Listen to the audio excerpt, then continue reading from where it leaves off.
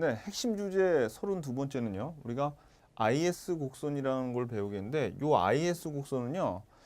생산물 시장에서 나오는 이제 곡선입니다. 보시면 일단 이번 장에서는 우리는 IS 곡선이 보면 어떤 경제학적인 의미를 아는 것도 중요한데 요 놈이 왜 이렇게 나왔는지 막 경제학적으로 생각하지 말고 좀 수학적인 의미에서 접근을 하는 게 좋아요. 그러니까 수학이 아주 어려운 걸 얘기하는 게 아니라 우리 그냥 상수, 변수 요 두 개 구별할 줄 알잖아요.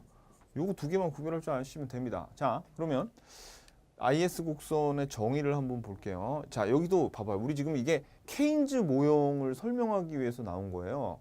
원래 그 케인즈라는 사람이 우리 저번 시간에 케인즈 엄청난 풍운아 당대 최고의 천재 케인즈에 대해서 설명드렸죠.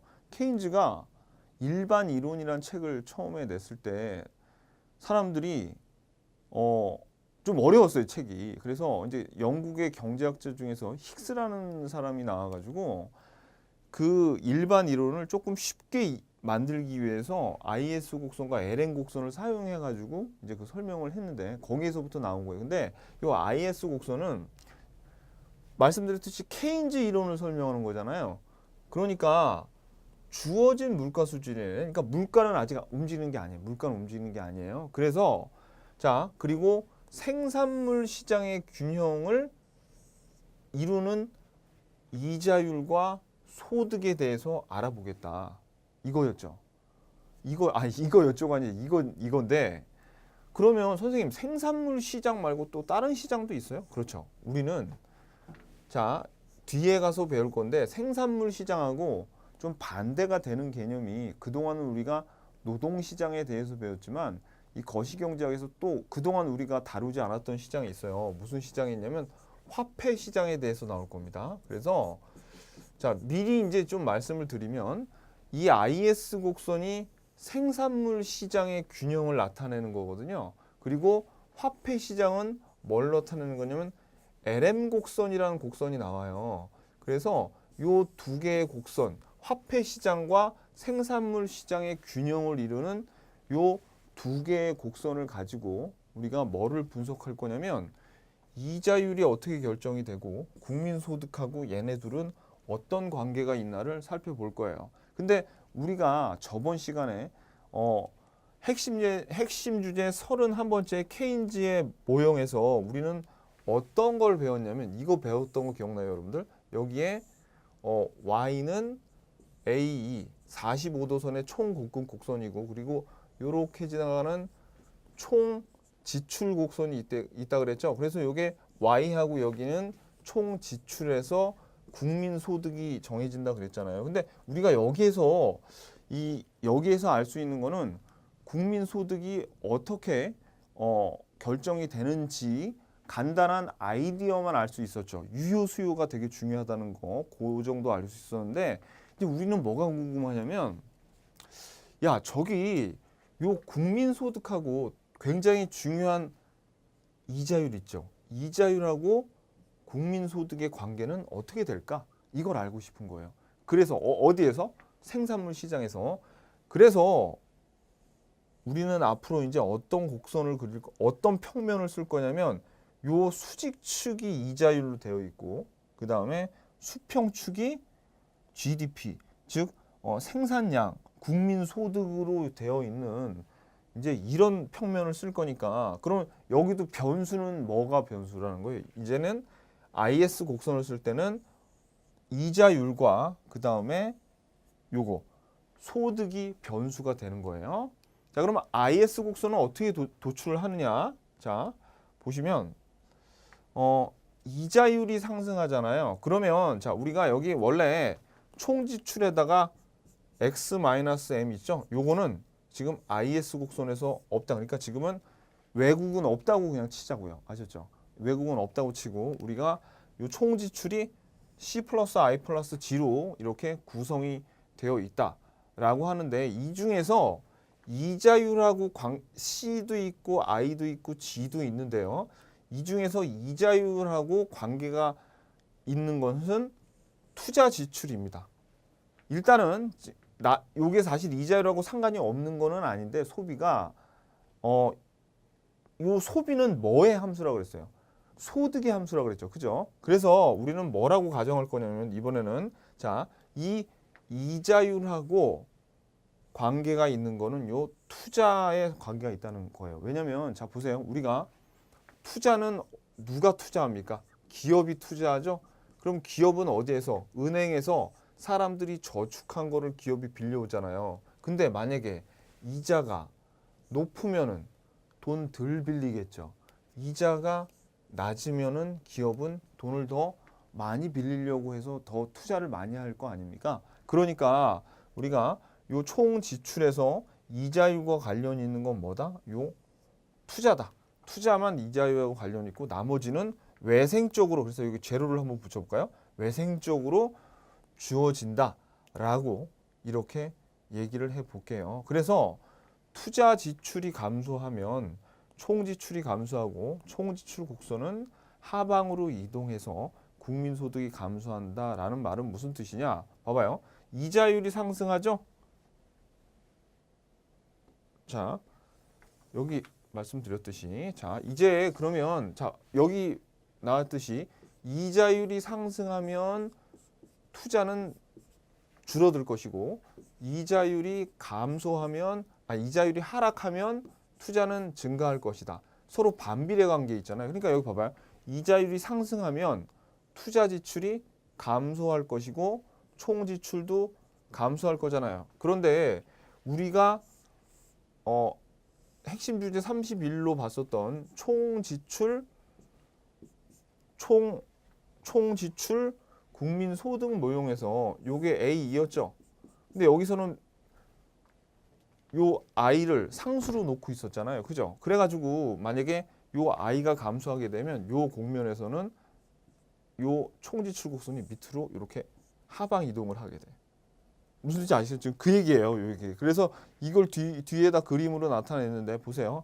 여기에서 지금 이자율 R0에서 이렇게 R1으로 이자율이 상승했죠. 이게 이자율이 상승을 했어요. 그러면 요게 변해요. 요게 요 투자 항목이 이제 이자율이 상승했으니까 이제 투자가 감소하겠죠. 그래서 이 A2 곡선이 어디로 하방 이동한다? 이렇게 하방 이동을 하면서 국민 소득이 이렇게 감소를 하게 돼요.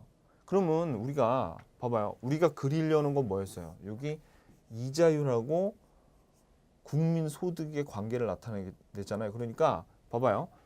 R0는 Y0, R1은 Y1이잖아요.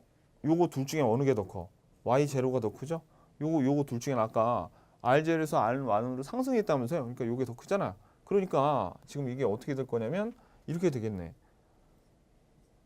R0가 R1보다 크다 그랬고 여기는 Y0가 Y1이 Y0보다 큰 거잖아요. 그죠? 그러면 Y0는 이렇게 있고 R1은 이렇게 해서 두 점이 나와서 이렇게 할 것이다.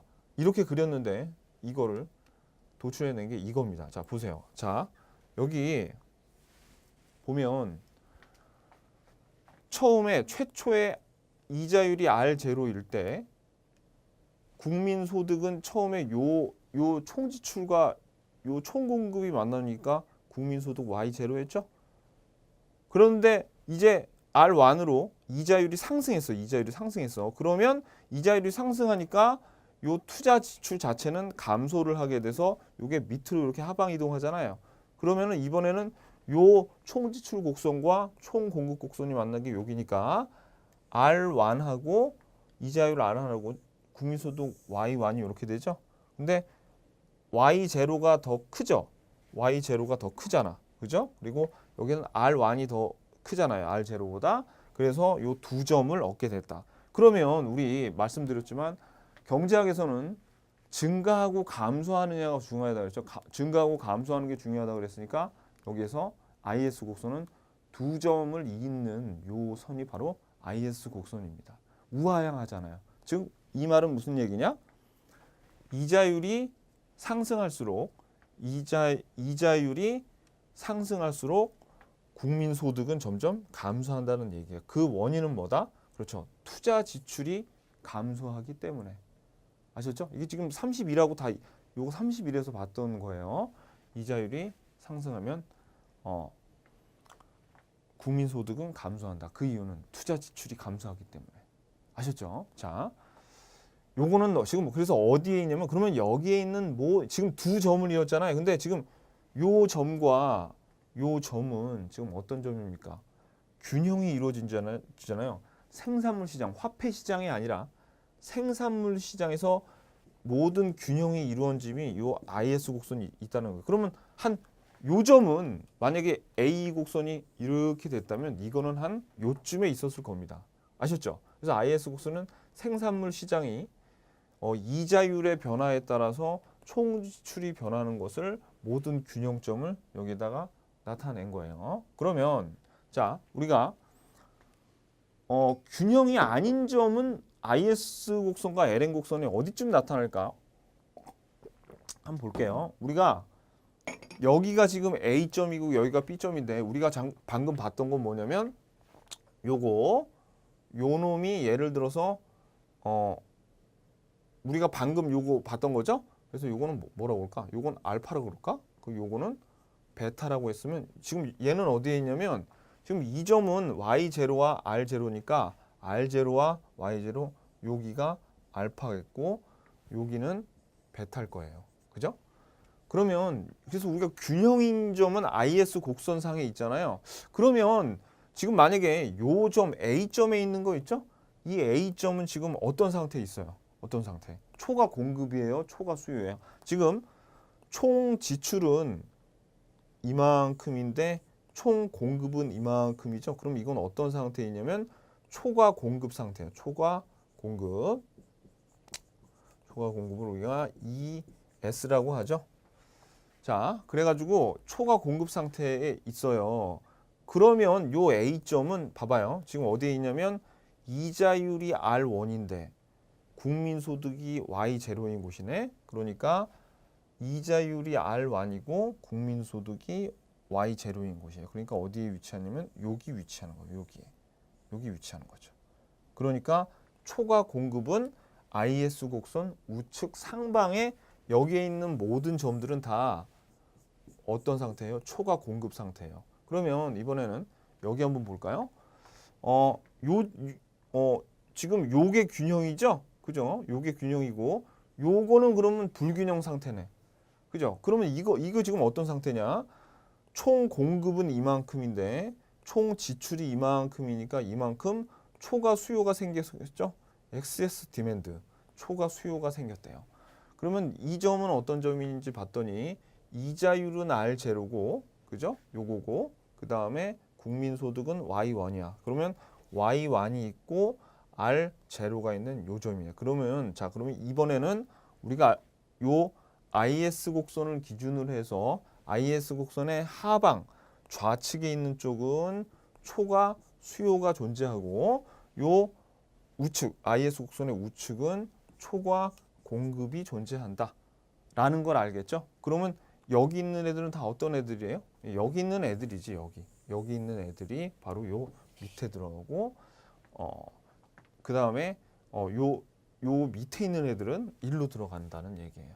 아셨죠? 생산물 시장의 불균형이 이렇게 일어나더라. 이렇게 표현이 되더라. 이런 얘기입니다. 그 다음엔 IS 곡선이 그럼 어떻게 이동할까요? 이동하는 점은 뭐냐면 우리가 요 I는 뭐의 함수라고 그랬냐면 요 이자율의 함수라고 그랬죠. 그러니까 투자 이자율이 바뀌어서 투자가 바뀌면 요 곡선 상에서 움직일 텐데 요 소비 지출이나 정부 지출이 바뀌면 어떻게 됩니까? 그러면 곡선 자체가 이동하는 거죠. 그래서 봐봐요. 여기는 지금 지금 총 지출 곡선이 여기에서 일로 이동했대요. 뭐 때문에? 이번에는 이자율은 R0에서 고정이 된 상태인데 뭐가 변했냐면 상수라고 났던 요 정부 지출이 증가를 해서 요 A2 곡선이 위에 상방 이동한 거죠. 상방 이동했으니까 봐봐요. 이자율은 R0 그대로 고정인데 그러면 요 R0일 때 그죠? 국민 소득이 처음에는 Y1에서 Y1에서 Y0로 이렇게 증가했잖아요. 이자율은 그때 변하지 않았어. 그러니까 자, 이자율은 그대로인 상태에서 Y1이었다가 Y0가 된 거죠. 그러니까 어떻게 돼요? 자, 요게 IS 곡선이 이동을 한다는 얘기는 모든 이자율 수준에서 다 똑같이 이만큼의 지출이 일어난다는 얘기예요. 모든 이자율 수준에서 다 이만큼의 증가가 일어난다는 거예요. 이거는 우리가 그 수요 공급 곡선에서 상수가 이동하면은 왜 곡선 자체가 이동하고 그 다음에 변수가 바뀌면 곡선 상에서 이동한 건데 이거는 지금 변수인 이자율이 변하지 않았잖아요. 그죠? 그러니까 이제 그 상태로 변하는 거죠. 자, 됐고. 그 다음에 곡선의 기울기를 한번 좀 볼게요. 곡선의 기울기. 이번에는 자, 이 기울기가 뭐를 뜻하는 거냐면 IS 곡선의 기울기 있죠? 요거는 뭐를 뜻하냐면 이자율이 상승했을 때 투자가 증가하는데 이 투자가 많이 증가하느냐 작게 증가하느냐에 따른 거예요. 즉 이건 뭡니까? 이자율의 변화에 따른 투자의 증감, 민감도를 나타내는 거죠. 우리 민감도 어디서 들어봤는데? 그죠? 우리가 그 탄력성 기억나세요? 탄력성 기억나요? 우리 수요의 가격 탄력성 기억나시죠? 탄력성일 때 이때 뭐가 처음에 원인이 되고 어떤 거를 알고 싶은 거예요? 가격이 처음 변하고 수요가 얼마나 변했는지 이게 원인이고 탄력성 앞에 붙어 있는 단어가 원인이고 요게 결과였죠. 그죠? 근데 우리가 알고 싶은 수요량이 얼마나 변하느냐를 알고 싶었잖아요. 이것도 마찬가지예요. 이자율이 변했을 때 투자가 얼마나 변화하는지를 알고 싶은 거야. 그러면 이걸 뭐라고 불렀어요? 그죠? 투자의 이자율 탄력성이다. 이렇게 부르는 겁니다. 아셨죠? 투자의 이자율 탄력성은 뭐예요? 그러니까 이자가 변할 때 투자가 얼마나 변하는지를 알고 싶은 거예요. 자, 그래서 지금 볼게요. 여기 보시면 최초에 여기 R0가 있다가 이제 이자율이 하락했어.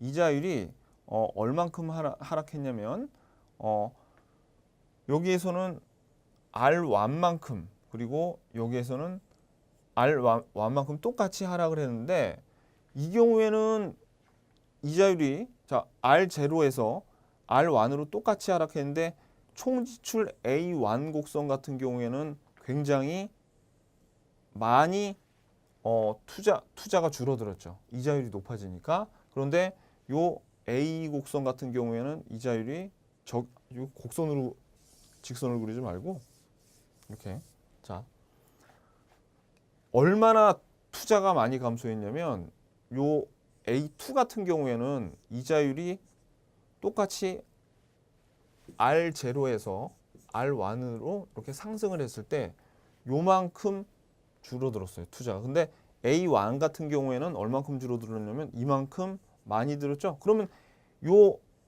요놈과 요놈의 IS 곡선을 한번 그려봐서 비교를 해보면 되잖아요. 그러면 최초에 R0일 때는 여기서 똑같았죠. 근데 A2부터 먼저 보면 A2는 얼만큼 변했냐면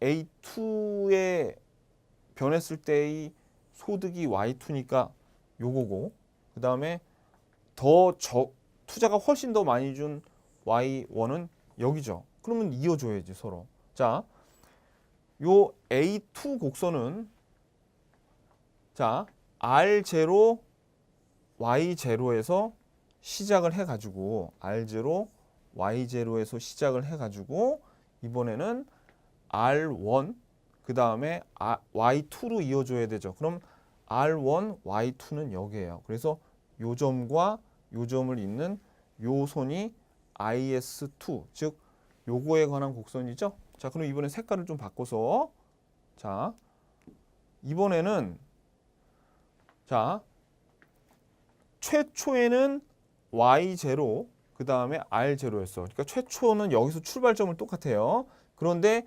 이자율이 R1으로 오르니까 이자율이 확 떨어져 가지고 이번에는 R1에서 Y1이 있는 점을 찾아봐. 그러면 R1이 있고 그 다음에 Y1은 여기 있죠. 그러니까 요 점과 요 점을 이어주면 되는 거죠.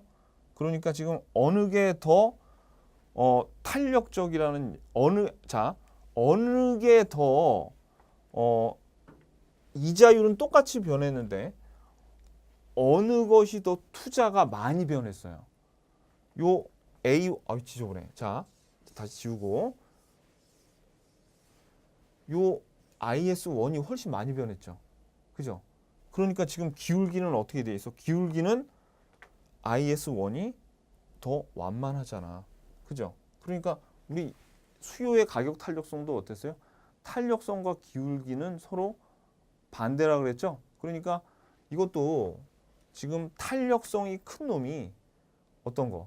투자의 이자율의 탄력성이 큰 놈이 더 기울기가 작아요. 기울기가 완만하다는 걸 알게 됐습니다. 이게 훨씬 중요해요. IS 곡선의 기울기는 자, IS 곡선이 기울기가 클수록 이자율이 상승하면 투자가 더 많이 증가해요? 아니면 투자가 더 적게 증가해요? 다시. 자, 여러분 잘 들어봐. 시험 문제는 이렇게 나온다고요. IS 곡선의 기울기가 크대요. 그러면 이 기울기가 크다는 얘기는 기울기가 급하다, 급격하다 뭐 이렇게 나타낼 수도 있죠. 이 경우에 이자율이 상승을 했을 때 그때 투자는 많이 감소하겠는가 아니면 조금만 감소하겠는가. 시험 문제는 이런 거 물어보거든요. 지금 근데 기울기가 크다는 거는 뭐예요? 기울기가 크다는 것은 이자에 대한 투자 탄력성이 작다는 얘기죠. 그죠? 그러니까 작게 변하는 거지. 기울기가 급하니까 어떻게 돼요? 그죠? 국민 소득도 그렇게 많이 안 떨어졌고 여기도 이게 또 작은 쪽은 요거밖에 투자가 안 떨어지잖아요. 더 기울기가 큰 쪽이 탄력성이 적은 쪽이니까. 아셨죠? 무슨 뜻인지 아시겠죠? 자, 요거. 그래서 요거는 그러니까 우리가 미시경제학에서 배웠던 그 수요의 가격 탄력성을 이해하면 요 똑같은 겁니다. 내용이 똑같다는 얘기예요. 요거. 자. 네, 핵심 예제 1번 풀어 보면요. IS 곡선이 어떤 변화를 줘요? 이거는 IS 곡선이 이동하는가 아니면 IS 곡선 상에서 이동하는가 그걸 물어보는 건데 소득이 증가하면 국민들의 소비 지출이 증가한다? 그러니까 소득이 증가해서 국민들의 소비 지출이 증가하면 어떻게 되는가? 이러면 아까 어떤 거였어요? 이거 보시면 되죠? 아까 요 정부 지출이 증가했더니 IS 곡선 우측으로 이동했죠. 왜냐하면 이자율의 변화는 없잖아요. 그러니까 이거는 우측 이동합니다. IS 곡선이 우측 이동을 하더라. 그 다음에 경기 활성화를 위해서 재정 지출 이건 똑같죠. 이것도 우측 이동하고 이자율이 하락하면은 IS 곡선이 R하고 Y잖아요. 그러니까 지금 이거 변수가 움직이니까 어떻게 IS 곡선 상에서 움직여요. 그러니까 이게 이렇게 IS 곡선에서 이렇게 이동하는 균형점이 이렇게 곡선 상에서 이동을 하겠죠. 이자율이 하락하면 여러분 딱 나와야 돼요. 이자율이 하락하면 투자가 늘어나요. 기업의 투자가 늘어나서 투자 지출이 상승해서 총 지출이 올라가고 그 다음에 국민소득 증가하고 딱 나와야 돼요. 그 다음에 소득이 증가해서 수입이 증가한다. 자, 여기서 제가 해외 모델을 뺐는데 만약에 여기에 X-M 요게 있다 그러면 어떻게 될까요? 지금 수입이 늘어나니까 요놈 있죠. 요놈. 수입이 늘어나면 요 M이 늘어난다는 얘기죠. 그럼 요 앞에 마이너스 붙었네? 그러니까 총 지출은 이렇게 총 지출 곡선이 하방으로 이동하겠죠. 그러면 IS 곡선은 이자율의 변화가 없으니까 왼쪽으로 이동할 겁니다. 그래서 이 경우에는 IS 곡선이 좌측으로 이동한다. 좌측 이동한다. 요겁니다. 자, 지금 이번 시간에 우리가 뭘 배웠냐면 IS 곡선에 대해서 배웠어요. IS 곡선은 여러분들이 막 처음에 무식하게 경제학적으로 이해하려고 그러지 말고 이놈이 일단 변수가 이자하고 소득이라는 걸 알고 나서 31강에서 배웠던 우리가 소득과 지출과 소득 평면에 있는 놈과 서로 연계해서 IS 곡선을 그리세요. 그럼 그 IS 곡선 상에 있는 점들은 다 뭘 뜻하는 거냐? 국민소득의 균형점이에요. 생산물 시장에서. 그럼 우리가 다음 핵심 주제 33부터는 뭘 배울 거냐면 화폐 시장에 대해서 배울 겁니다. 그런 다음에 IS 곡선까지 갈 거예요. 갈 길이 좀 멉니다. 좀 지금부터 큰 그림을 좀 그리셔야 돼요.